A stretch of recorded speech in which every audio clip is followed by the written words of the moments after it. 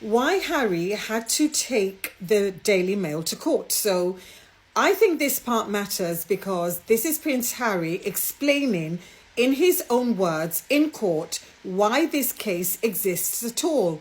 And in his witness statement, released as he entered the High Court, Harry goes straight back to 1997. He reminds the court that he was 12 years old when his mother, Princess Diana, died, and that her death followed years of relentless press intrusion.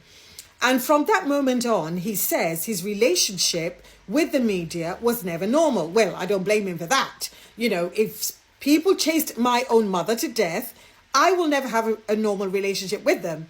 But I do understand that in his case, he just had to have a relationship with them because of the public interest. So, yeah, but I can't describe that relationship as normal.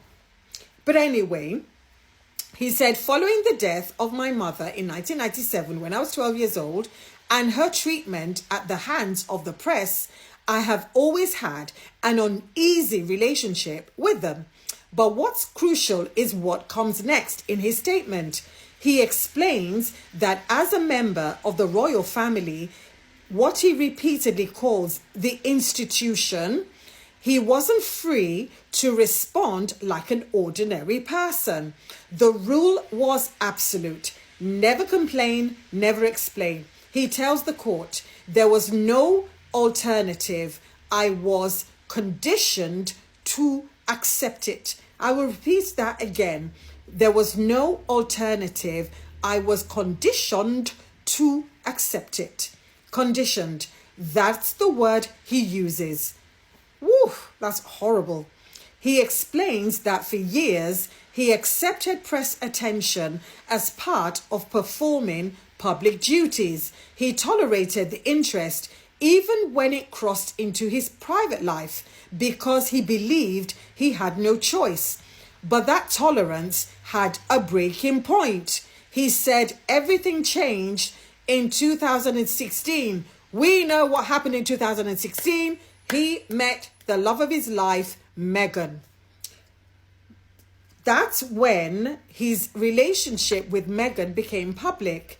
And for the first time, the press coverage wasn't just intrusive, it became relentless. He tells the court he became increasingly troubled by the decision not to take action, even as the attacks escalated. Usually, when a new person joins the family, usually a female, there's always increased press attention. However, in Meghan's case, I believe her race also played a part. But let's carry on. Harry's words are precise. He said there were vicious, persistent attacks. Yes, I agree.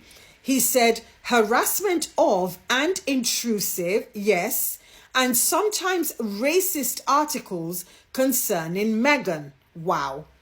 And that line matters. I think it's one of the most important lines in the proceedings so far because he said vicious, persistent attacks, harassment of and intrusive and sometimes racist articles concerning Meghan. Now, it wasn't just one or two articles. It was a barrage. We're talking anything from, 20 to even 100 articles a day per publication. But then again, I digress. Because Harry saying this is not because he suddenly became thin-skinned. So it's not because, I've tolerated it, I can't do it anymore. It wasn't a case of that. What he was saying is that the system he had accepted for himself failed completely when it came to protecting Meghan, when it came to protecting someone he loved.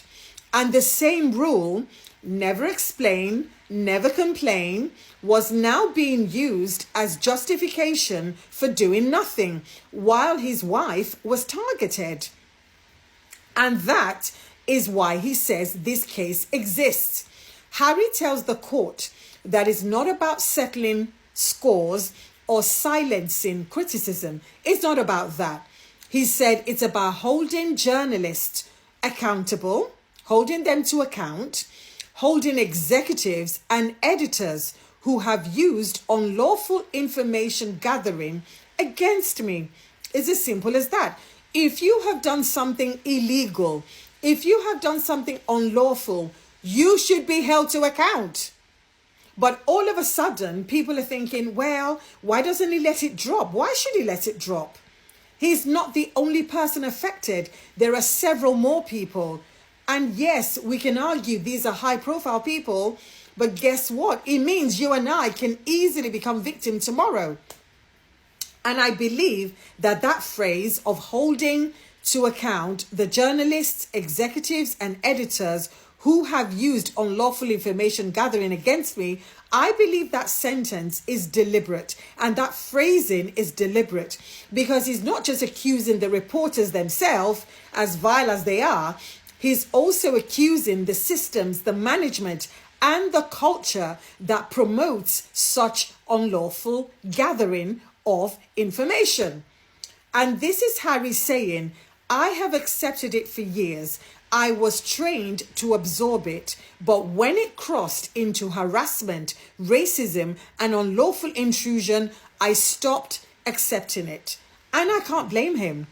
And that's for me, the spine, the crux of this case. It's not about revenge. It's not about drama. It's about accountability, and proper accountability in all its forms.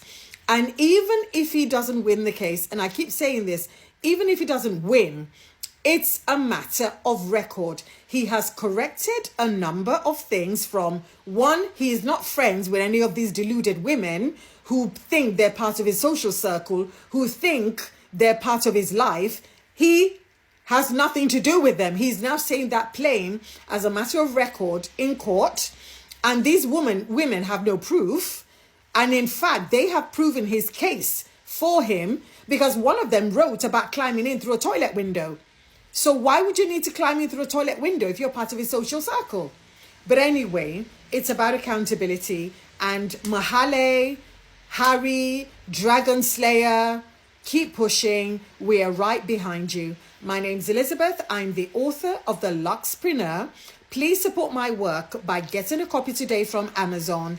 And for more insights like these, please like, share, comment, and follow me. And also do not forget to subscribe.